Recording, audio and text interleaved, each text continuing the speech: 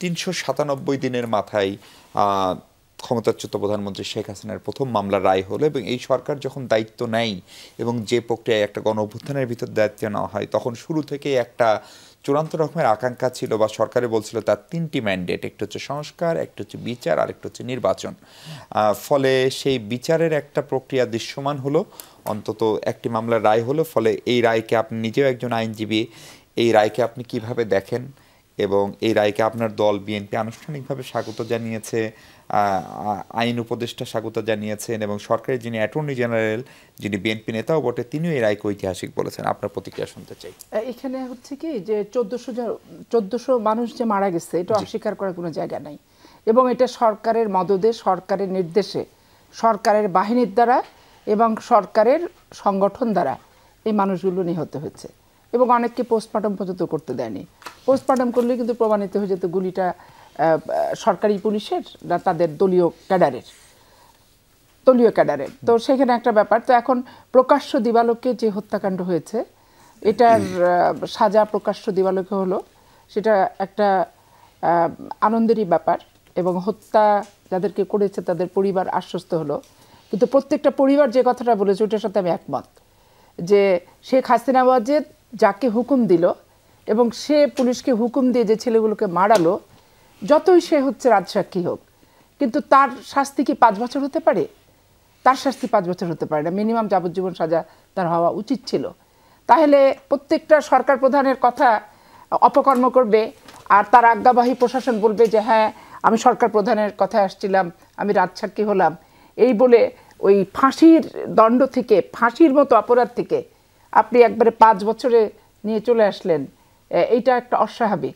কিন্তু প্রসিকিউশন যদি ট্রাইব্যুনালে প্রমাণ না করতে পারে এবং যেহেতু তিনি রাজসাক্ষী হয়েছেন ফলে সে তো তদন্ত কাজ, বিচারিক প্রক্রিয়ায় চূড়ান্ত সহযোগিতা করেছে, সেই জন্য কি এই রায় প্রসিকিউশন যদি প্রমাণ করতে না চায় তো প্রমাণ না পারে, তাই বলছি, করতে যদি না চায় এখানেও একটা ব্যাপার আছে। কারণ ওনার উকিল হচ্ছে শিশির মনির, আর শিশির মনিরের সংগঠন আর যিনি প্রসিকিউশনে আছেন তার সংগঠন তো একই ছিল, এখন হয়তো উল্টাপাল্টা একটু হয়েছে এদিক সেদিক করে। তো যাই হোক, আমার কথা হচ্ছে অপরাধী সে হচ্ছে আপনার যত রাজসাক্ষী হোক, কিন্তু তার সাজা 5 বছর, এতগুলা 1400 লোককে হত্যা করলো এবং সে পুলিশের প্রধান, তার হুকুমে গোটা বাংলাদেশের এসপি, তারপরে পুলিশের ডিসি থেকে শুরু করে গোয়েন্দা সংস্থা তারা সমস্ত অ্যাকশন করলো। সে শেখ হাসিনার কথা মতো অ্যাকশন করছে, তো তার কথা মতো সারা বাংলাদেশের প্রশাসন অ্যাকশন করছে।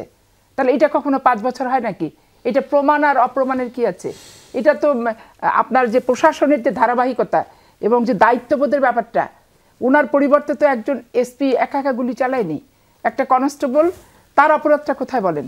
সে তার ঊর্ধ্বতন কর্তৃপক্ষের আদেশ মানতে রাজি, এসপি তার ঊর্ধ্বতন কর্তৃপক্ষের আদেশ মানতে সে বাধ্য, সে মৌখিক নির্দেশই হোক আর লিখিত নির্দেশই হোক।